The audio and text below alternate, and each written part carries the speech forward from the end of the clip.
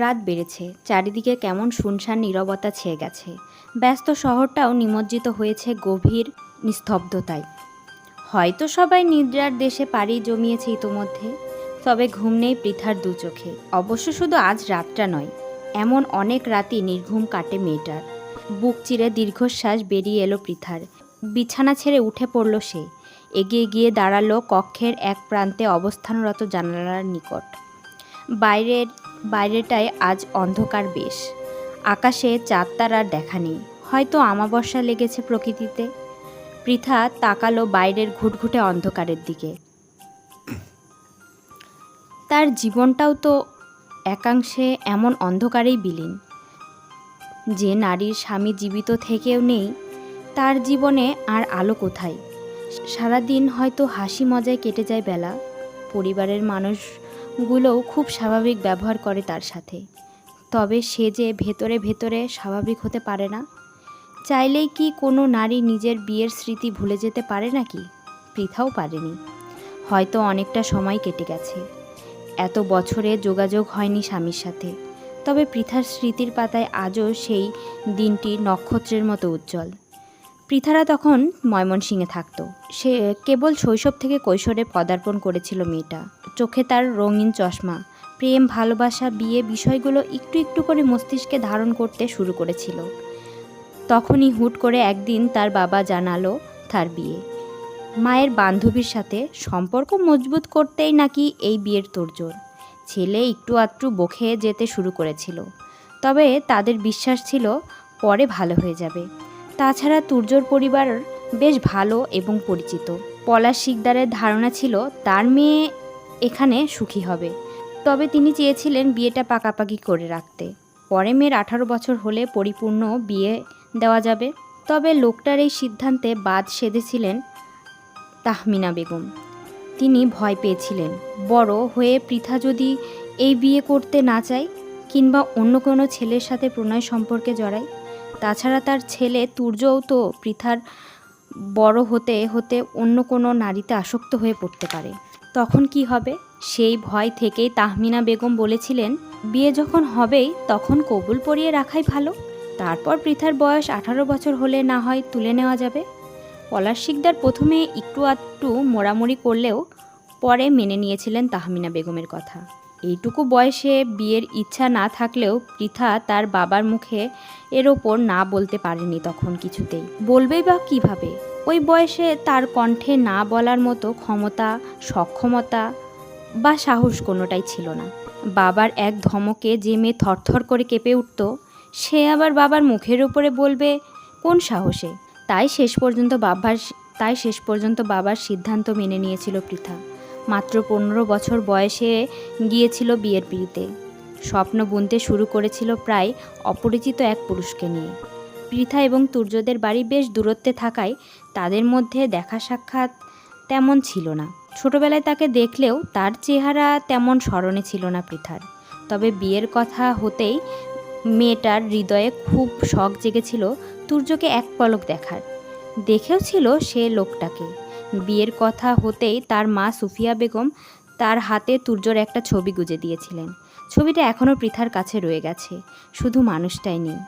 বিয়ের আসরে এক হাত লম্বা ঘোমটা টানা থাকলেও সবার অগোচরে সে ঘোমটার এক কোণ তুলে এক পলক দেখে নিয়েছিল নিজের স্বামীকে।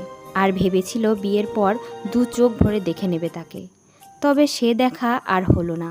বিয়ের আসরেই তুর্য তাকে ত্যাগ করল, চলে গেল বহু দূরে। তবুও পৃথার মন যেন মানতেই পারছিল না। কেন যেন মানতেই পারছিল না। হৃদয়ে বারবার কড়া নাড়ত, সে ফিরবে। পৃথার কিশোরী হৃদয়ে খুব করে স্থান করে নিয়েছিল তুর্য। হয়তো তার জীবনে তুর্যই প্রথম পুরুষ ছিল বলে তার প্রতি মেয়েটার আবেগও ছিল বেশি। দিনের পর দিন সে অপেক্ষার প্রহর গুনতে শুরু করলো স্বামীর ফেরার। কিন্তু তার স্বামী ফিরল না। এতদিনে তুর্য এবং তার বিয়ের ব্যাপারটাও একটু একটু করে লোক জানাজানি হতে শুরু করলো। পৃথা আর তুর্যদের বাড়ি বেশ দূরত্বে থাকায় এবং তাদের বিয়েটা কিছুটা গোপনীয়তা অবলম্বন হওয়ায় পৃথাদের বসবাসরত এলাকায় বিয়েটার ঘটনা জানার কথা ছিল না। কিন্তু তারা ভালোবেসে যে প্রতিবেশী বা আত্মীয় স্বজনদের বিয়েতে দাওয়াত করেছিলেন বা বিয়ের কথা বলেছিলেন, তারাই সে তথ্য পাচার করে দিয়েছিল এলাকায়। আশেপাশে রটিয়ে দিয়েছিল পৃথার স্বামীর ফেলে যাওয়া নারী। পৃথার ছোট্ট সুন্দর জীবনটা দুর্বিষহ হয়ে উঠেছিল অল্প কিছুদিনের মধ্যেই। এই সমাজে পুরুষদের অন্যায় দেখা হয় না, আর নারীদের অন্যায় না থাকলেও তাদেরই অপরাধী সাব্যস্ত করা হয়। পৃথাও তার বাইরে ছিল না। তুর্য ছেড়ে যাওয়া নিয়ে লোকজন তাকেই কথা শোনাতে শুরু করলো। আত্মীয় স্বজন, পাড়া প্রতিবেশীদের মধ্যে কেউ কেউ বলতে শুরু করলো পৃথা তুর্যকে ফাঁসিয়ে বিয়ে করেছে, তাই বিয়েতে এত লুকোচুরি ছিল। কারো কারো ভাষ্যমতে পৃথা আর তুর্যের মধ্যে খারাপ কোনো সম্পর্ক ছিল, তাই দুই পরিবার মিলে লুকিয়ে চুরিয়ে তাদের বিয়ে দিয়েছিল। পরে তুর্য পৃথার সাথে সংসার করতে না পেরে ওকে ফেলে চলে গেছে। কারো কারো মতে পৃথার চরিত্রের ত্রুটি ছিল, যে কারণে তুর্য ওকে ছেড়ে গেছে। ওইটুকু মেয়ের চরিত্রে আর কতটাই বা ত্রুটি থাকতে পারে তা ভাবল না কেউই।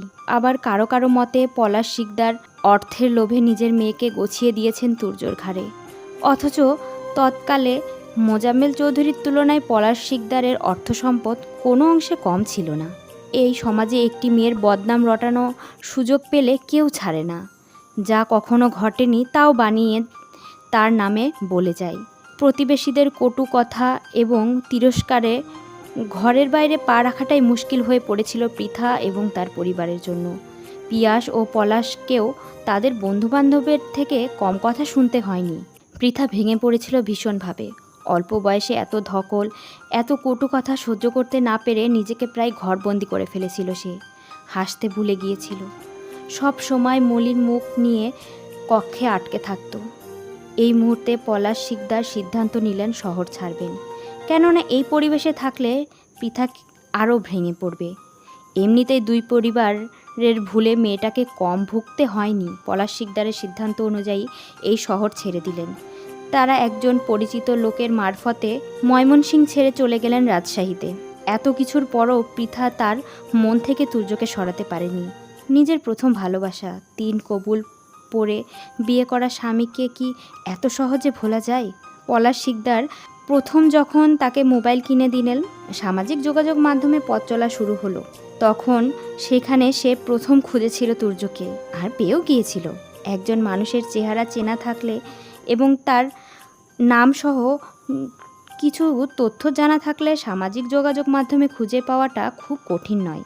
যদিও তুর্য সামাজিক যোগাযোগ মাধ্যমে নিজের ব্যক্তিগত তথ্যাদি তেমন ভাগ করে না, তবে আইডির নাম তার নিজেরই এবং মাঝে মাঝে নিজের কিছু ছবি পোস্ট করে। তুর্যর প্রোফাইল সবার জন্য উন্মুক্ত থাকায় পৃথার সে ছবিগুলো দেখতে খুব একটা সমস্যায় পড়তে হয়নি। হাস্যোজ্জ্বল প্রাণবন্ত সে ছবিগুলো। শুধু প্রাণবন্ত নেই, পৃথা নিজে। তার হৃদয়টা এই লোকটাকে ভালোবেসে গুমড়ে গুমড়ে মরছে। এত চাই তুর্যর কথা আর না ভাবতে, কিন্তু মন কি আর কারো কথা শুনতে চায়? তার বেহায়া মনটা খুব আশা করেছিল তুর্য ফিরবে, তার কাছে আসবে, কিন্তু সে আসেনি, আর হয়তো আসবেও না। বাড়ির কেউ তাকে না বললেও সে ঠিক শুনেছে সবাই তার আর তুর্যের তালাকের ব্যবস্থা করছে। ওই বাড়ি থেকেও তালাকের ব্যাপারে হ্যাঁ বলে দিয়েছে তারা। নিশ্চয়ই তুর্যর মতামত নিয়েই হ্যাঁ বলেছে। হয়তো খুব শীঘ্রই তাদের তালাক হয়ে যাবে। একজন পুরুষের সাথে বিয়ে হলো, 5 বছর নিজেকে তার স্ত্রী রূপে কল্পনা করে এলো, অথচ তাদের ভালোভাবে সাক্ষাৎ হলো না, সংসার হলো না, একে অপরকে ভালোবাসা হলো না। দুজন যেভাবে অপরিচিত হিসেবে বিবাহ বন্ধনে আবদ্ধ হয়েছিল, আজ ঠিক সেভাবে অপরিচিত হিসেবে বিচ্ছেদ ঘটবে। তপ্ত নিঃশ্বাস ফেলল পৃথা।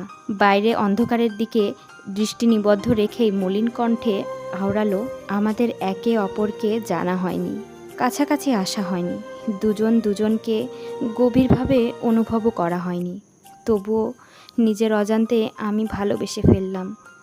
কল্পনায় ধারণা করলাম আপনাকে, অথচ আপনি চাইলেন না আমাকে। থামল পৃথা, দীর্ঘশ্বাস ফেলে আবার বলল, ভালো থাকুন আমার হয়েও না হওয়া প্রিয় পুরুষ। একই আকাশের নিচে, একই আধারের সাক্ষী তারা, অথচ দুজনার মধ্যে কি গভীর দূরত্ব।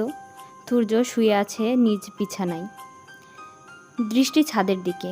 কতগুলো দিন পর আবার সে নিজের ঘরে, নিজের কক্ষে ফিরেছে। তবুও হৃদয়ে শান্তির আভাস পাচ্ছে না কেন? শান্তি পাবে বা কিভাবে? যার জন্য এতগুলো দিন ছটফটিয়ে মরল, যার পিছু টানে ফিরল, সেই তো কোথাও নেই। তুর্য ভেবেছিল এ বাড়িতে এসে সে প্রথমে তার বউকে দেখবে, তার কক্ষে বউয়ের সুবাস খুঁজবে, কক্ষের প্রতিটি আসবাবে বউয়ের ছোঁয়া অনুভব করবে, ছোট বউটার পেছনে ঘুরঘুর করে মান ভাঙাবে। দুজনের মধ্যে এত বছরের যত রাগ অভিমান জমেছে সব কটা তার ভালোবাসা দিয়ে মুছে দিবে। কিন্তু সেই বউ কোথায়? এই কক্ষে, এই ঘরে কোথাও নেই। হারিয়ে গেছে সে, তুর্যের করা ভুলে হারিয়ে গেছে সে। তপ্ত নিঃশ্বাস ফেলল তুর্য, ছাদের দিকেই দৃষ্টি রেখে বলল, আমি হারিয়ে গেলাম, ভুলে যেতে চাইলাম তোমাকে, অতীতকে গলা টিপে পা বাড়াতে চাইলাম ভবিষ্যতের দিকে, কিন্তু তুমি তার হতে দিলে কই। প্রতিক্ষণে তাড়া করে বেড়ালে আমাকে, দহনের আগুন জ্বালালে বুকে, একটু একটু করে ডাকাতের মতো গ্রাস করে নিলে আমার শক্তপোক্ত হৃদয়কে। আমাকে আর দূরে থাকতে দিলে না, বহু দিনের ব্যবধানে আমাকে আবারও ফিরিয়ে আনলে এই শহরে, তোমার মায়ায় বেঁধে, তোমার পিছু টানে, অবাধ্য সে পিছু টান। এইটুকু বলে থামল তুর্য। আবার মলিন কণ্ঠে বলল, আচ্ছা, আমি যখন তোমার সামনে দাঁড়াবো তখন তুমি কি করবে? আমায় আপন করে নেবে নাকি ফিরিয়ে দেবে? বহুদিন আগে তোমাকে ছেড়ে যাওয়ার অপরাধে এবার তুমি কি আমাকে ছুঁড়ে ফেলে দেবে? তুর্যর বুক কাঁপল, অজানা আশঙ্কায় দিশেহারা হয়ে উঠল হৃদয়। যার জন্য এত প্রতীক্ষা, এত উন্মাদনা, সে যদি তাকে ভালো না বেসে ফিরিয়ে দেয় তখন কি হবে? পরক্ষণে আবার নিজেকে ধাতস্থ করে সে। ফিরিয়ে দিলেই হলো নাকি? বিয়ে করা বউ তার, প্রয়োজনে ধরে বেঁধে তাকে নিজের কাছে নিয়ে আসবে, তবুও তো আর দূরে যেতে দেবে না। একবার যে ভুল সে করেছে, পরে সে ভুল আবার করবে কোনোভাবেই না। কালই তুর্য যাবে রাজশাহীতে, আর বউকে নিয়ে আসবে নিজের কাছে। আচ্ছা, নিজের কাজের জন্য বিগত 2-3 দিন তুর্য তো রাজশাহীতে ছিল, কই তখন তো তার সাথে পৃথার দেখা হলো না। তাহলে আজ হঠাৎ ট্রেনেই কেন দেখা হলো? এ কি শুধু ভাগ্যের চাওয়া ছিল? আবার হতেও পারে এই 2-3 দিনেও পৃথার সাথে দেখা হয়েছিল তার, কিন্তু সে চিনতে পারেনি কিংবা খেয়াল করেনি। আজও হয়তো সে খেয়াল করেনি।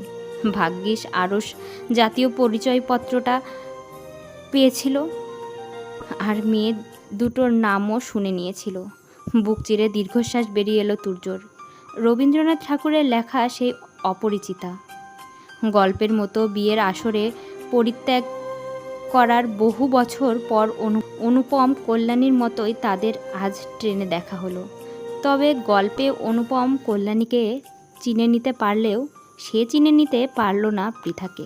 পরন্ত বিকেল, আকাশে অবস্থানরত সূর্যটা ইতোমধ্যে ঢলে পড়েছে এক কোণে, তার উত্তপ্ততা কমে এসেছে অনেকটা। তুর্য কেবল এসে পৌঁছেছে রাজশাহীতে, পৃথার জাতীয় পরিচয়পত্রে উল্লেখিত এলাকায়। আজ সকালের দিকে আরশকে নিয়ে রাজশাহীর উদ্দেশ্যে বেরিয়ে পড়েছিল সে। তারপর এখানে আসতে আসতে যতটা সময় লেগেছে আর কি। তবে এবার আর ট্রেনে আসেনি তারা, নিজেদের বাড়ির গাড়ি নিয়ে চলে এসেছে। পৃথাদের এলাকায় ঢুকেই তুর্যের আদেশ মোতাবেক কয়েক কেজি দই মিষ্টি কিনে নিল আরশ। প্রথমবার শ্বশুরবাড়ি যাচ্ছে বলে কথা, দই মিষ্টি না নিলে হয় নাকি? সেই সাথে আরশ কিছু জনমানবের নিকট থেকে পলাশ শিকদারের ঠিকানাও জেনে নিল। কিছুটা সময় নিয়ে নিজেদের গাড়িটা থামালো একটা বিল্ডিংয়ের সামনে। পেছন ঘুরে তুর্যের দিকে তাকিয়ে বলল, আপনার শ্বশুরবাড়ি এসে গেছে স্যার। তুর্য দরজা ঠেলে গাড়ি থেকে নেমে দাঁড়ালো। চোখে পড়া চশমাটা খুলে ঝুলিয়ে নিল পরনের ছাই রঙা শার্টের পকেটের সাথে। অতঃপর পূর্ণ দৃষ্টিতে তাকালো তার শ্বশুরবাড়ির দিকে। বেশ শৌখিন দোতলা বিশিষ্ট বাড়িটা।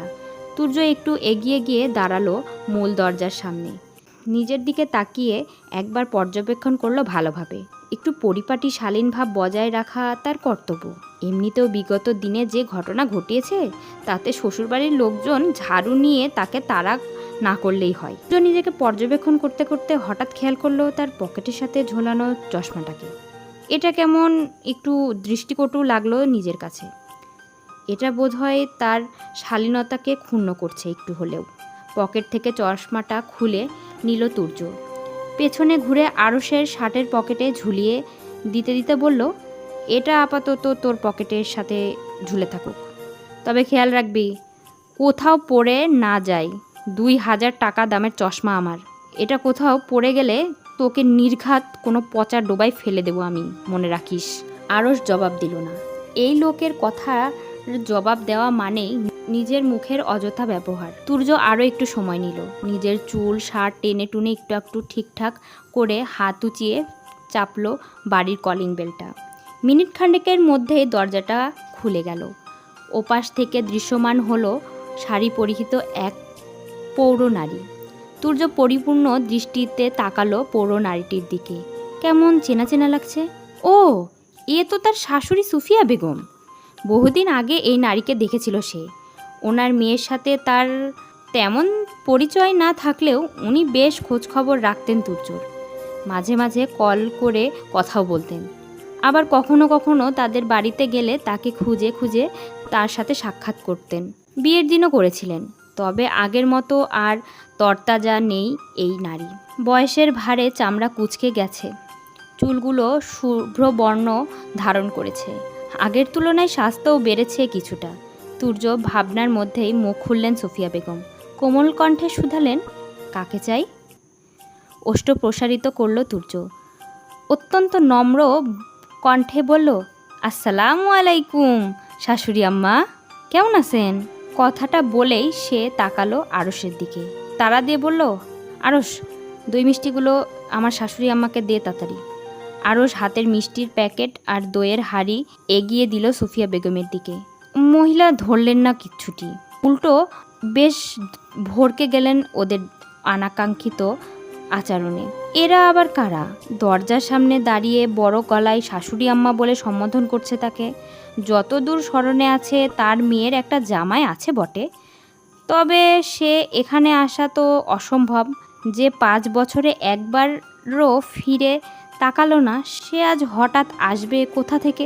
তাছাড়া এখন তো আবার মেয়ের জামাইয়ের তালাকের প্রসঙ্গের কথা চলছে। যদিও ছেলেটার মুখের আদল চেনা চেনা লাগছে, তবে পুরোপুরি চিনে উঠতে সক্ষম হলেন না সুফিয়া বেগম। বয়স বেড়েছে, দৃষ্টিশক্তি কমেছে, তাই হয়তো এমনটা হচ্ছে। বেশ অবাক কণ্ঠে তিনি বললেন, তুমি কে বাবা? আমাকে শাশুড়ি আম্মা বলে ডাকছো কেন? তুর্য হতবাক হলো। তার একমাত্র শাশুড়ি তাকে চিনতে পারছে না, এ কেমন দুঃখজনক ঘটনা। আচ্ছা, এই দুঃখে কি সে এখন হাত পা ছড়িয়ে একটু কাঁদবে? না, এখানে তার এই কুমিরের কান্না প্রচার করে সম্মান নষ্ট করার কোনো মানেই হয় না। তুর্য নিজেকে সামলে নিল, মনকে সান্ত্বনা দিয়ে বিড়বিড়িয়ে বলল, শান্ত হ তুর্য, শান্ত হ। ঘোষেটি বেগমের বান্ধবী তো ঘোষেটি বেগমের মতোই হবে, এ আবার নতুন কি? এরপর গলার স্বর বাড়ালো সে, ভদ্রকণ্ঠে বলল, আমাকে চিনতে পারছেন না শাশুড়ি আম্মা? আমি আপনার একমাত্র মেয়ের একমাত্র জামাই তুর্য চৌধুরী। তুর্য চৌধুরী নামটা কর্ণকুহরে হানা দিতেই চমকে উঠলেন সুফিয়া বেগম। তার জন্যই বোধহয় এই ছেলেটাকে এত চেনা চেনা লাগছিল এতক্ষণ। তবে আগের তুর্য আর এখনকার তুর্যর মধ্যে বিস্তর ফারাক। 5 বছর আগে তুর্য ছিল চিপচিপে গড়নের এক যুবক, আর এখন সুঠাম দেহি শক্তপোক্ত এক সুদর্শন পুরুষ। কিন্তু এ ছেলে এখানে কেন? নিশ্চয় তালাকের জন্য এসেছে।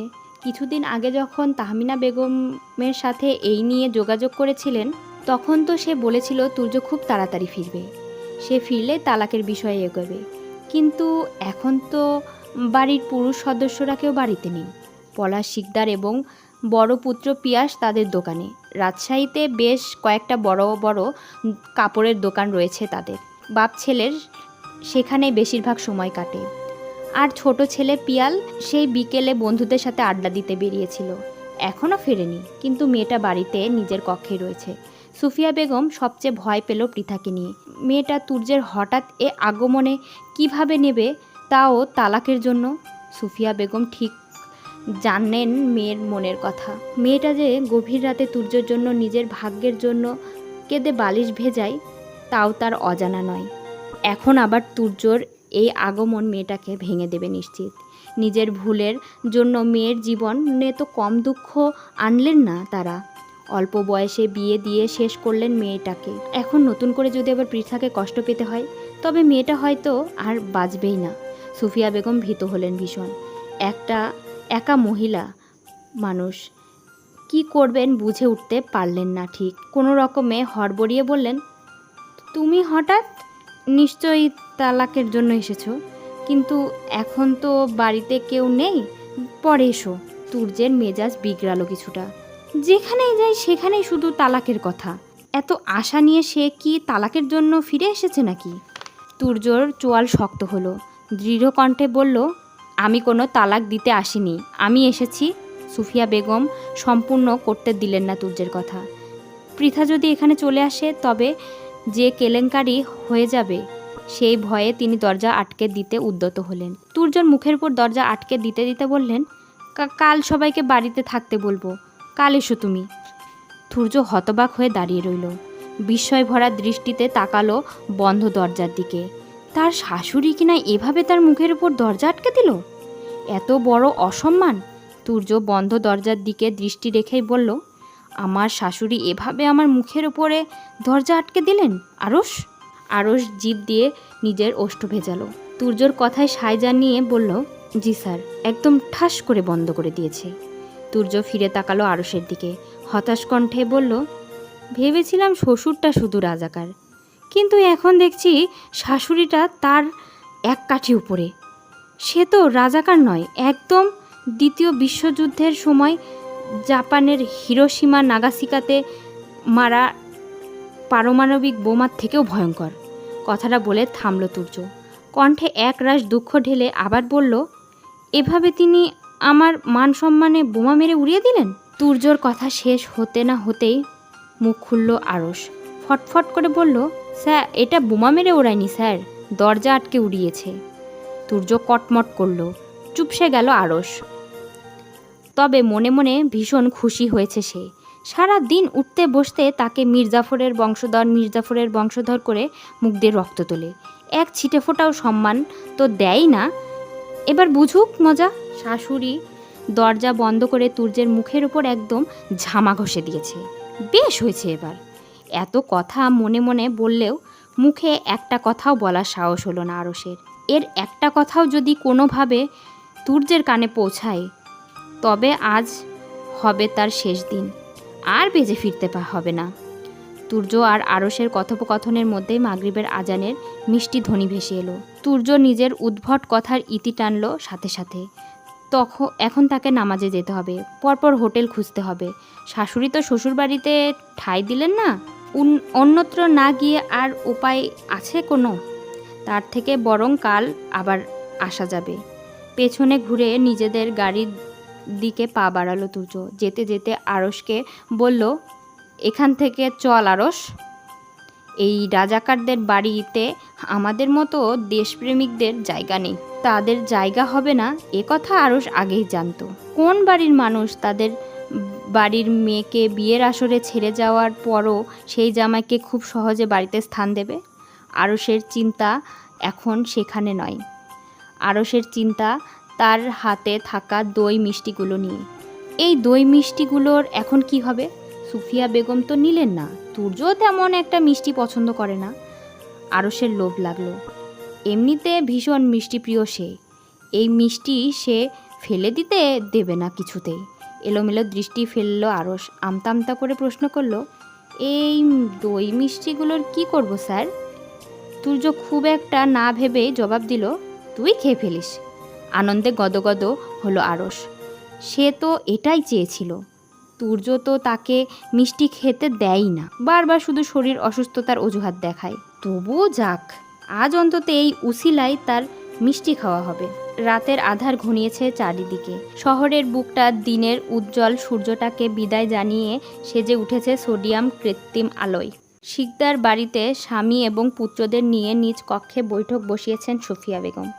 পৃথা ছাড়া এই কক্ষে উপস্থিত রয়েছে বাড়ির সবাই। পলাশ শিকদার, পিয়াস এবং পিয়াল বাড়িতে ফিরতেই সুফিয়া বেগম তাদের নিজের কক্ষে ডেকে নিয়েছেন।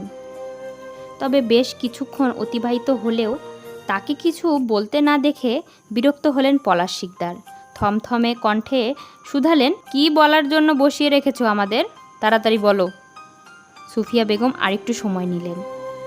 কিছুটা ভীত কণ্ঠে বললেন, তুর্য এসেছিল আজ। পিয়াস ভ্রু কুঁচকাল। মায়ের দিকে তাকিয়ে প্রশ্ন করল, কোন তুর্য? আমার বান্ধবী তাহমিনার ছেলে তুর্য চৌধুরী। মায়ের কথা শেষ হতে না হতেই ফুঁসে উঠল পিয়াল। ছেলেটা পৃথার বছর দুয়েকের বড়, শরীরে টকবগে রক্তের দাপট, অল্পতে রেগে যাওয়ার অভ্যাস রয়েছে। পিয়াল ক্রোধের সাথে বলল, উনি আমাদের বাড়িতে কেন এসেছিলেন? ওনাকে এই বাড়িতে আসার সাহস কে দিয়েছে? পলাশ শিকদার শীতল দৃষ্টিতে তাকালেন ছেলের দিকে। শান্ত অথচ গম্ভীর কণ্ঠে বললেন, হয়তো তালাকের জন্য এসেছিল। এতে এতটা উত্তেজিত হওয়ার মতো কিছু হয়নি, শান্ত হও। সুফিয়া বেগমও সায় জানালেন স্বামীর কথায়। ছেলেকে শান্ত করতে বললেন, আমি কাল আবার আসতে বলেছি, তোমরা সবাই বাড়িতেই থেকো। পিয়াস আর পিয়াল এ কথার পরিপ্রেক্ষিতে আর কথা বাড়ালো না। সত্যি হয়তো তালাকের জন্য এসেছিল। এছাড়া এ বাড়িতে তুর্যর আসার কোনো কারণ তো নেই। যে ছেলে এত বছর এ মুখ হলো না একবারও, সেই ছেলে নিশ্চয়ই তালাক ছাড়া অন্য কোনো কারণে এখানে আসবে না। আকাশের সূর্যটা বেশ উজ্জ্বল হয়ে ধরা দিচ্ছে আজ, তবে আরশ উজ্জ্বল হয়ে থাকতে পারেনি। সকাল থেকে বেচারা ওয়াশরুমে দৌড়তে দৌড়তে হাঁপিয়ে গিয়েছে। গতকাল রাতে অনেক দিন পর মিষ্টি পেয়ে একটু বেশি খাওয়া হয়ে গিয়েছিল, যার ফল এটা। আরশ ওয়াশরুমে দৌড়াদৌড়ির মধ্যেই কানে ভেসে এলো তুর্যের কণ্ঠস্বর। গমগমে কণ্ঠে কক্ষের বাইরে থেকে ডেকে বলল, আরশ, তাড়াতাড়ি আয়, ইতোমধ্যে 9টা বেজে গেছে, ও বাড়িতে যেতে হবে। আরশ শুনল তুর্যের কথা। স্যার, আমার পেটের মধ্যে গরুর মতো হাম্বা হাম্বা ধ্বনি তুলছে। ওয়াশরুম ছাড়া কোথাও শান্তি পাচ্ছি না। আপনার শ্বশুর বাড়িতে তো আরও শান্তি পাবো না। কিন্তু ইচ্ছা থাকলেও কথাগুলো বলতে পারল না বেচারা। তুর্য নিশ্চয়ই তার মিষ্টি খাওয়া এবং পেট খারাপের কথা শুনলে বাহবা দেবে না, উল্টো পিটিয়ে সারা জীবনের মতো মিষ্টি খাওয়া বের করে দেবে। তার থেকে কোনো রকমে পেট চেপে তুর্যের সাথে শ্বশুরবাড়ি যাওয়াই ভালো। পথিমধ্যে প্রয়োজনে একটা ফার্মেসি থেকে পেট খারাপের ওষুধ কিনে খেয়ে নেবে। আরশ আর বেশি চিন্তাভাবনা করল না। পরনের পোশাকটা কোনো মতে পাল্টে বেরিয়ে পড়ল তুর্যের সাথে। হোটেল থেকে বেরিয়ে একটি মিষ্টির দোকানের কাছে এগিয়ে গেল তুর্য এবং আরশ। গতকাল তুর্যর শাশুড়ি তার নেওয়া দই মিষ্টি রাখেনি, তাই বলে তো আর সে হাত গুটিয়ে বসে থাকতে পারে না। তার কর্তব্য সে পালন করে যাবে। তাছাড়া সে যে অপরাধ করেছে তাতে তার সাথে শ্বশুরবাড়ির লোকেদের এমন ব্যবহার অন্যায় না। ফোঁস করে একটা নিঃশ্বাস ফেলল তুর্য। মিষ্টির দোকানের সম্মুখে দাঁড়িয়ে আরশকে বলল, তুই গিয়ে দই মিষ্টি নিয়ে আয়, আমি এখানে দাঁড়াই। আদেশ পেয়ে আরশ দেরি করল না একটুও। এমনিতেও ওষুধ কিনতে হবে তাকে, নয়তো যখন তখন মা ইজ্জত নিয়ে টানাটানি ধরতে হবে। তুর্য কিঞ্চিত সময় নিয়ে দাঁড়িয়ে রইল সেখানেই। উজ্জ্বল সূর্যটা বেশ তাপ ছড়াচ্ছে আজ। গরম পড়েছে ভীষণ। ঘেমে নিয়ে একসা অবস্থা। তুর্য পকেট থেকে একটা শুভ্ররাঙা টিস্যু বের করলো। হাত উঁচিয়ে কপালের ঘাম মুছে টিস্যুটি আবার ছুঁড়ে ফেলল সামনের রাস্তায়। দুর্ভাগ্যবশত সেই পথেই কলেজে যাচ্ছিল পৃথা আর হৃদি। তুর্য ছোড়া টিস্যু মাটিতে না পড়ে সোজা গিয়ে পড়ল পৃথার উপরে। হকচকিয়ে উঠল মেয়েটা। তার উপরে ময়লা টিস্যু কে ফেলল? আজকালকার মানুষও হয়েছে, যেখানে সেখানে ময়লা ফেলা এদের অভ্যাস হয়ে দাঁড়িয়েছে। তার উপর ফেলবে তো ফেলবে, মানুষ দেখে তো ফেলবে। পৃথার হৃদয়ে ক্রোধ জন্মালো। চোখ মুখ শক্ত করে সে পাশ ফিরে অমনি থমকে গেল যেন। দৃষ্টিজোড়া স্তব্ধ হলো সাথে সাথে। হৃদস্পন্দন গাঢ় হলো আগের তুলনায়। এ কাকে দেখছে সে? সেই চিরচেনা মুখ, সেই চেনা চোখ। সামাজিক যোগাযোগ মাধ্যমে তুর্যর এমন ছবি তো সে দেখেছিল। পৃথার নিজের ফেসবুক আইডি লক করা, নিজের ছবিও তেমন একটা দেওয়া হয় না সেখানে, তবে তুর্য তো দেয়। পৃথা এখনও প্রতিদিন নিয়ম করে একবার তুর্যের আইডি ঘাটে। কিন্তু এ লোক এখানে কেন? নাকি সে ভুল দেখছে? এতদিন পর আকস্মিক তুর্যকে দেখে নিজের চোখে যেন বিশ্বাস হচ্ছে না পৃথার। সে আরেকটু গাঢ়ভাবে তাকালো তুর্যের দিকে। কম্পিত গলায় শুধালো, আপনার নাম কি? তুর্য চোখ তুলে তাকালো। সেদিন পৃথাকে যখন দেখেছে তখন হৃদি তার মুখ চেপে ধরেছিল। জাতীয় পরিচয়পত্রের ছবিটারও যাচ্ছে তাই অবস্থা।